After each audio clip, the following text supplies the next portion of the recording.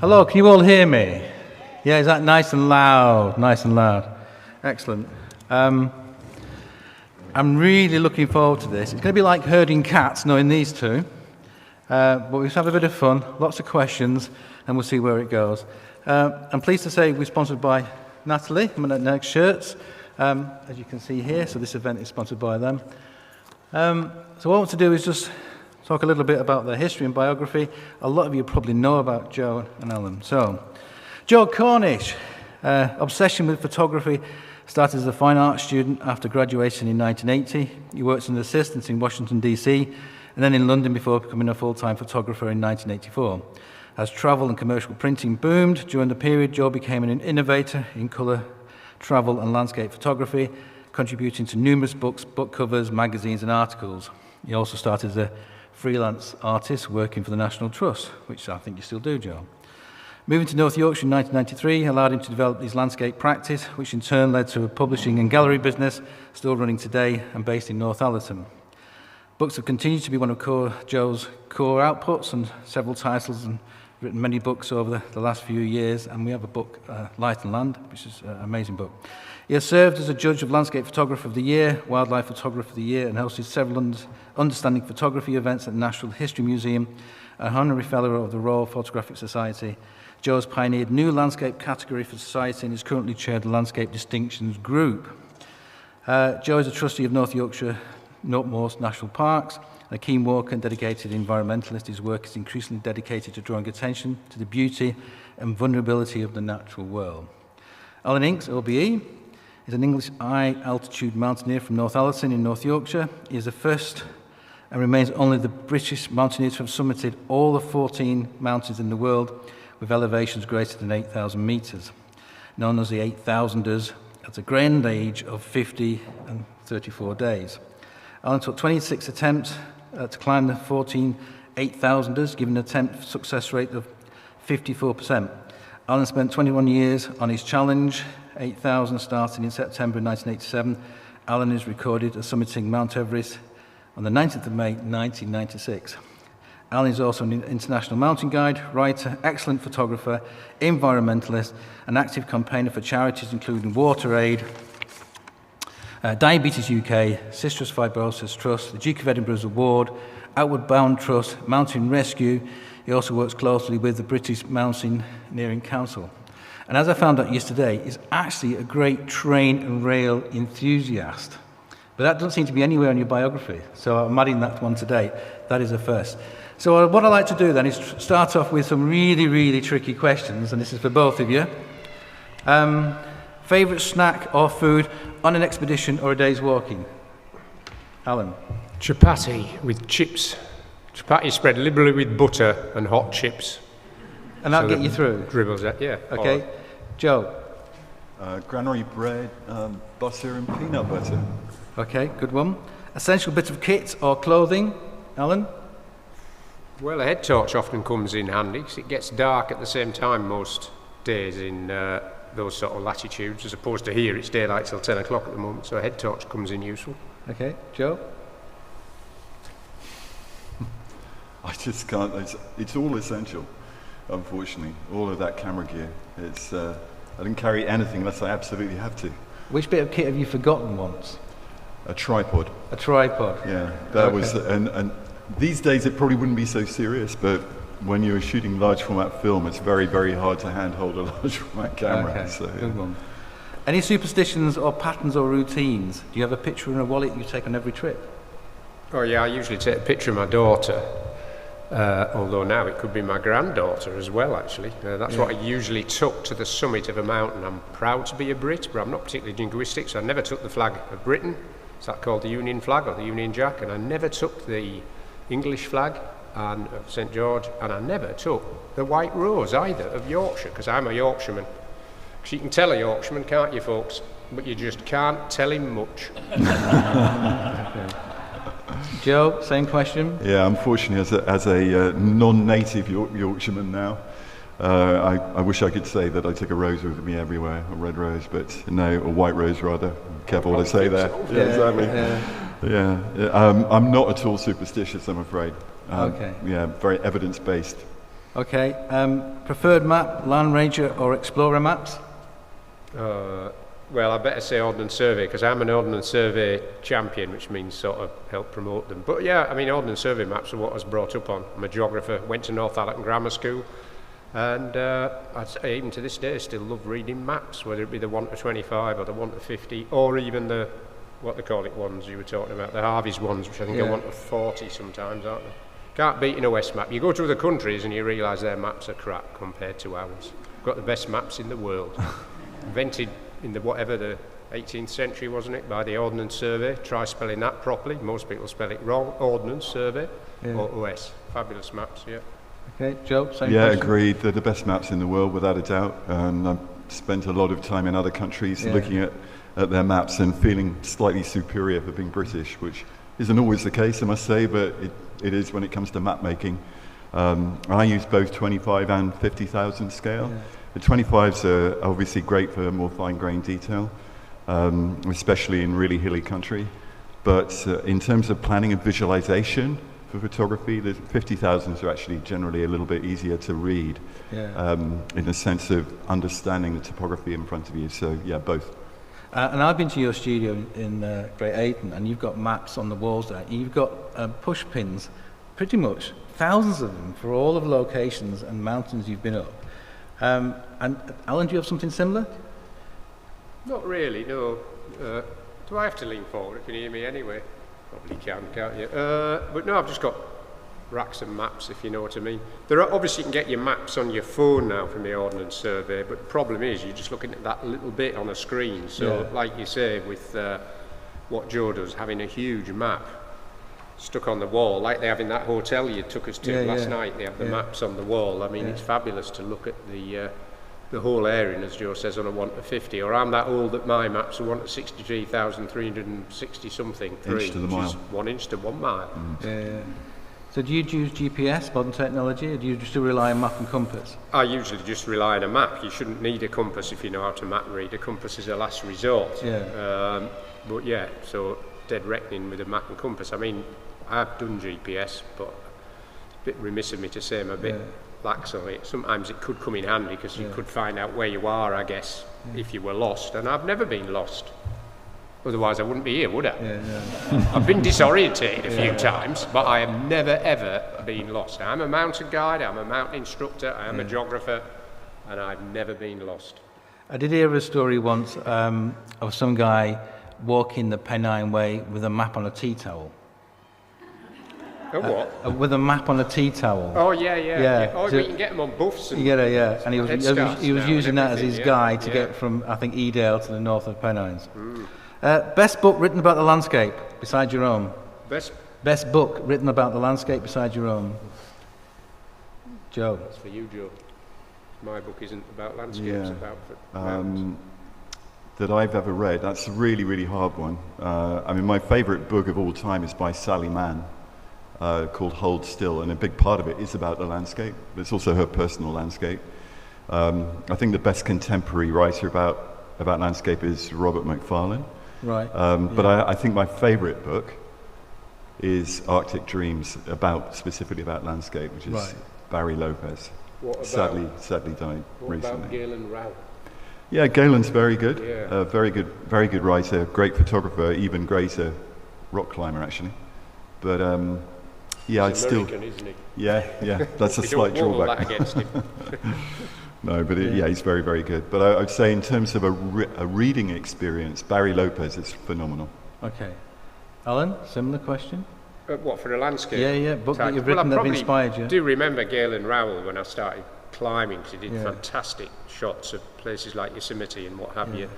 But there was also, was it Vittorio Sella, I think, an Italian that did photography in the, I can't remember, it was the 30s or the 50s, and he did a lot in the Caracol. Can I jump in there, Alan? Yeah. Yeah, so Vittorio Sella. Yeah, that's it. Yeah. He was the official photographer of the Duke of Urbino's? Or Abruzzi's, so it's 1909. Oh, that was it, it was even earlier. But he did do some after that too, but some of his shots were amazing, weren't they? Yeah. Fantastic. Yeah. Good stuff. I guess this is a question for Alan, but actually both of you might want to answer this, and this is based upon last night.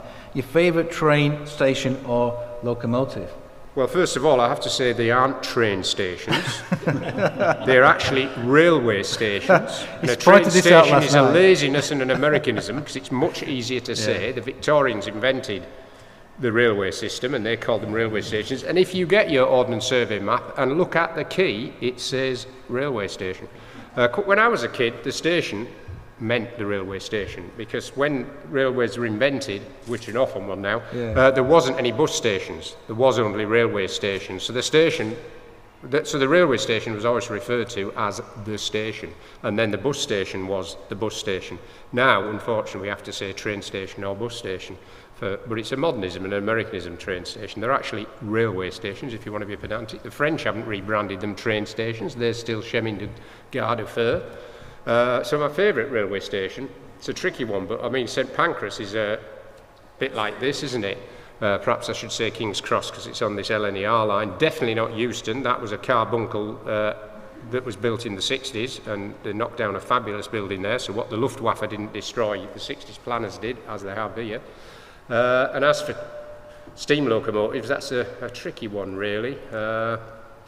Luckily, there are quite a lot of preserved ones now you can go and see. Often on the settle to Carlisle, there's one comes here most Thursdays, I believe, as well.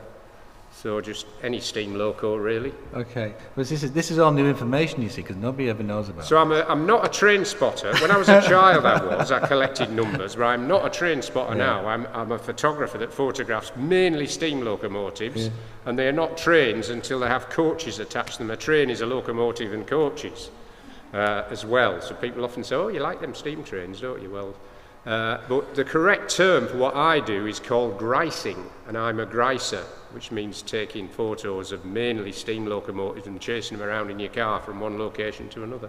And you usually involve them, if you can, in the landscape more and more, rather than just a straight shot of a loco. Well, this session actually is called Framing the Experience. So I'd like to ask you both, really, and we'll start off with this one.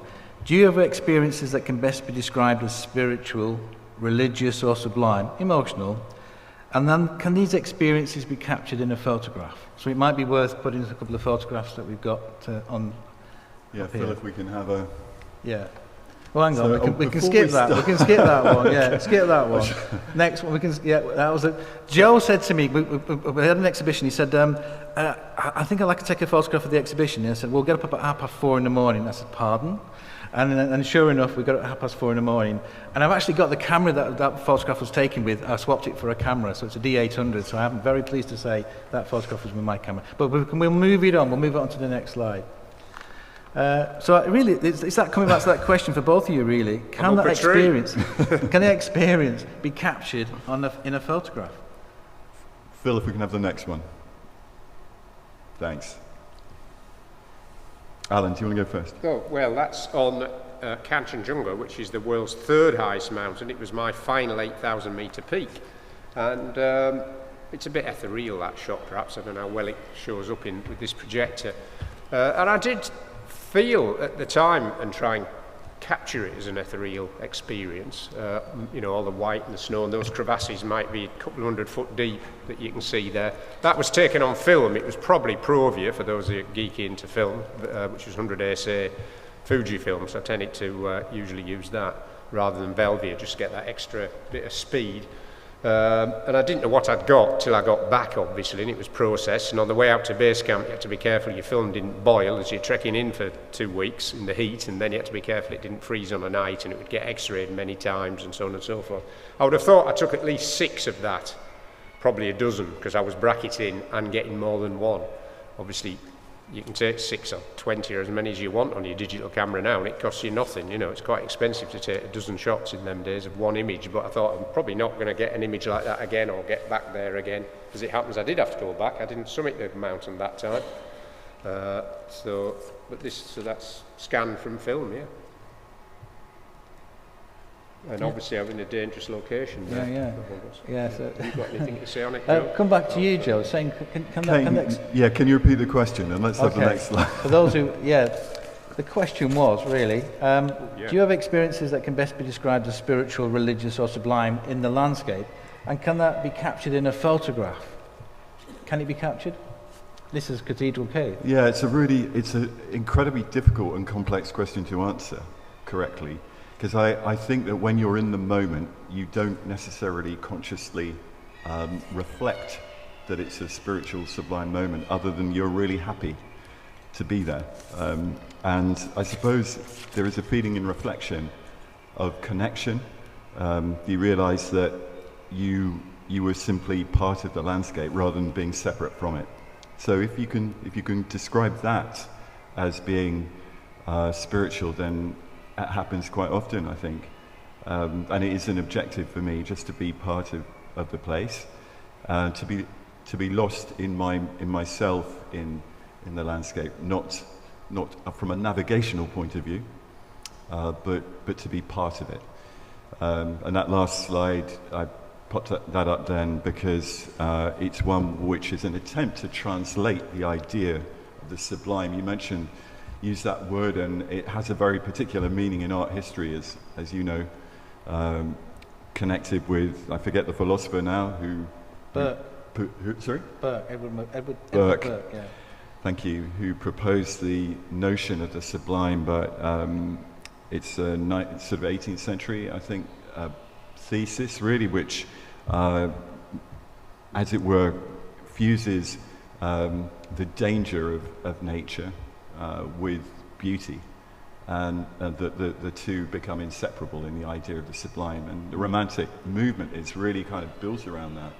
In many ways, what Alan still does, is a kind of direct translation of the sublime for us in the modern world. And most of us are never going to climb any of those mountains or get anywhere near climbing them.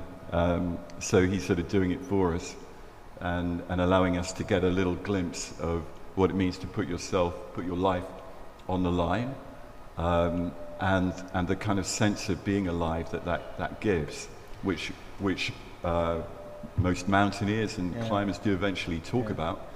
As their way of feeling completely 100% alive, which most of us perhaps maybe never reach that moment.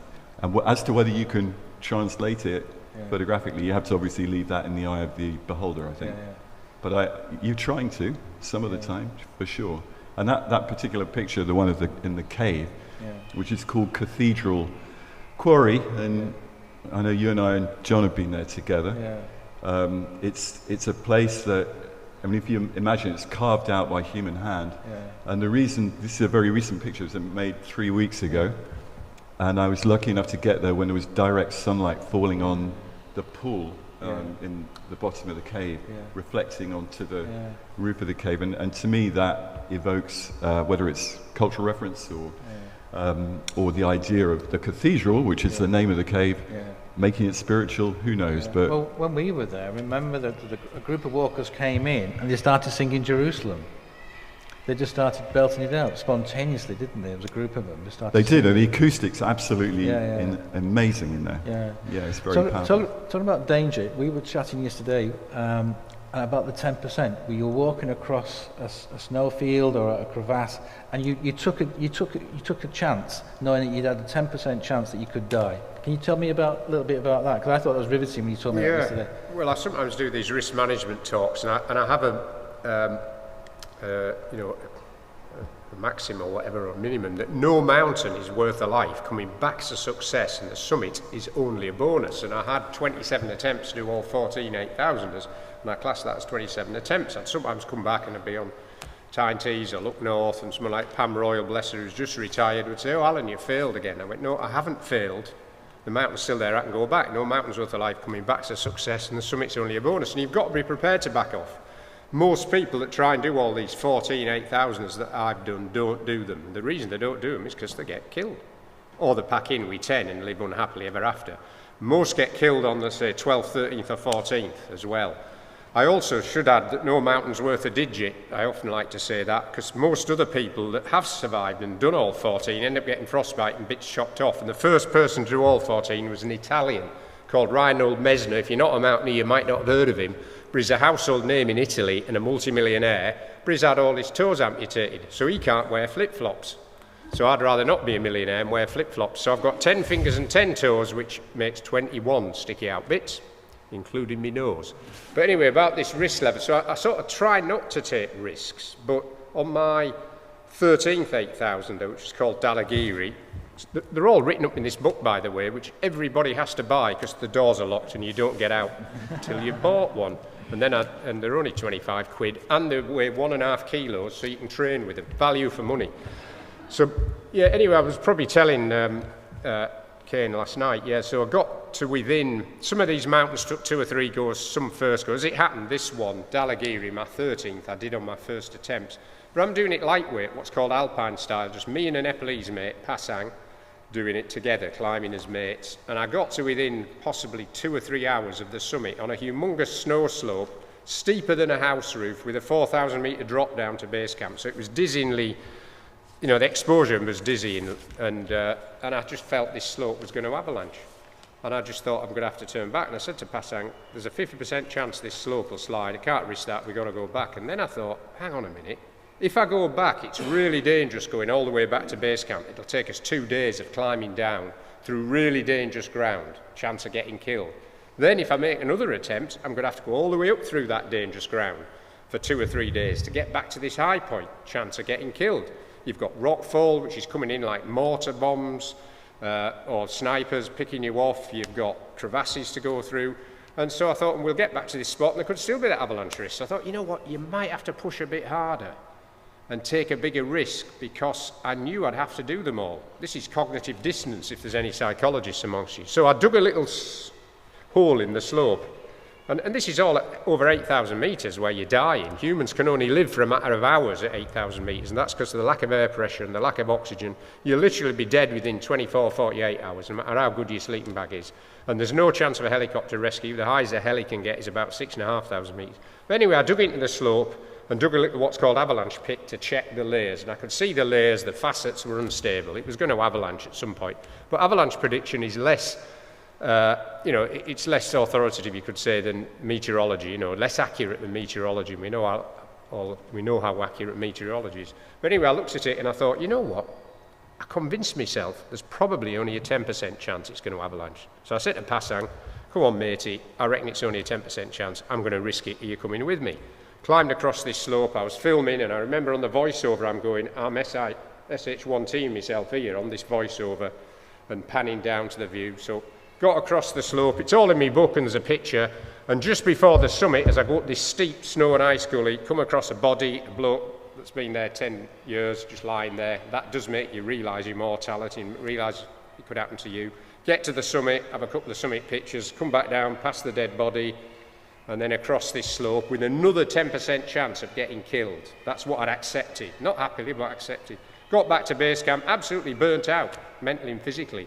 And I thought, I must be getting a bit older. I'm as knackered as when I did K2, which had been, 10 or so years earlier than that. And then I remember I was at a press conference for one of my sponsors, recounting the tale like I just have to you lot, and I realised why I was knackered. Because mentally I'd accepted a 10% chance of getting killed. And there's no way you'd go to Scarborough railway station if they said, hop on board, 10% chance the train's going to crash and you'll get killed. You wouldn't do it. No one would accept. You wouldn't fly anywhere if they said it was a 10% chance you're going to get killed, would you?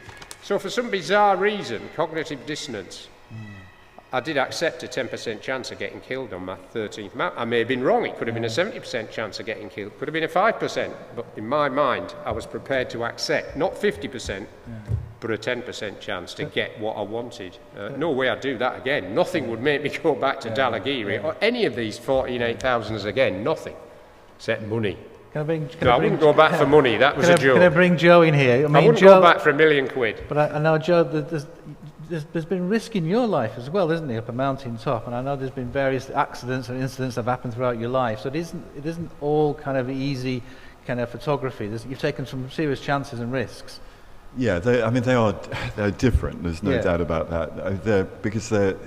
In Alan's case, I think the scale is so vast, and it's so, and the risk is so clear. If we take one even more extreme example than Alan's, think of Alex Honnold free soloing Yosemite, the El Capitan with no protection. That's on a that's just a bizarre interestingly, thing to do. but I mean, that was totally subjective risk for him. He knew his own skills, and it was up to him whether he fell off or not. I Absolutely. mean, to people even like me as a climber, I couldn't do that. But to a certain extent, I accepted a risk that was out of my control, an objective risk, which is the slight difference, if you see what I mean. Yeah, it's a bit like going into combat, and you never know when you're going to get blown up with an IED or mortar fire come down on you. There is always that. So mine was an objective 10% risk. Alex Honnold, for all it's amazing, and I understand what you're saying, he didn't have any objective risk. It was all subjective. He could control it. And so there was less risk for him, ironically. So Joe, would you take chances to take that photograph? Yeah, and I think given the fact that I've got probably less insight into those kind of risks than Alan. I mean, some of the climbs I've done on snow slopes, when I've felt they were quite dodgy. For instance, on Buccleuch Moor a couple of times, I've crossed a slope where I've slipped and had to self-arrest, with an awkward big camera pack on my back and a tripod, and and then I remember that very same slope avalanche the following year, and three experienced mountaineers were killed on it. So it does. I'm not saying that meant that I was lucky. I might have been, but the other thing is that photographers, I don't know if it's just me, but photographers are always looking for a different angle, and in order to translate your own perspective on things, you tend to push things to the very, very limit. So there are a lot of occasions where I'm suspending my tripod over what is a not very sensible slope, and it's not because of a willful desire to take risks. It's just the desire to try to create a new view, a new perspective. So is that compelling? You can see a ledge. This, I guess, for both of you, and the vista from that point is going to be fantastic. You either make a choice about going forward to take that photograph, or you step back. And are there instances for both of you where you've decided the risk is just too great? I'm just going to leave that. I'm just going to leave that photograph and just take it enjoy it as an experience. Yeah. Yeah. Sure. There has to be, yeah. No, as I said before, I had 27 attempts to do the 48,000. Backed off, K2 took me 3 years. I dedicated or donated 3 years of my life to do K2 on 3 consecutive expeditions. 2 of them were 3 months, 1 was 5 months. And on the second one, which was 5 months, Britain to Britain, I backed off 5 hours from the summit because I thought the slope would avalanche again. No mountains worth of life coming back to success, and the summit's only a bonus, so I did back off 5 hours from the summit, that close on a trip, 5 months, Britain to Britain. But 2 Spanish climbers from another exped, I was solo climbing at the time, cracked on. They didn't take heed of me, not that I could have persuaded them, and they were separate entities, they could do what they want. But they cracked on, and I thought, well, I might have been a bit of a wimp here, perhaps I should take greater risks. Slope did avalanche. One of them was killed, the other survived by the skin of his teeth, but ended up having all his fingers and toes amputated through to frostbite. So, you've got to be prepared to back off often, and particularly if you're up at 8,000 metres in what's called the death zone,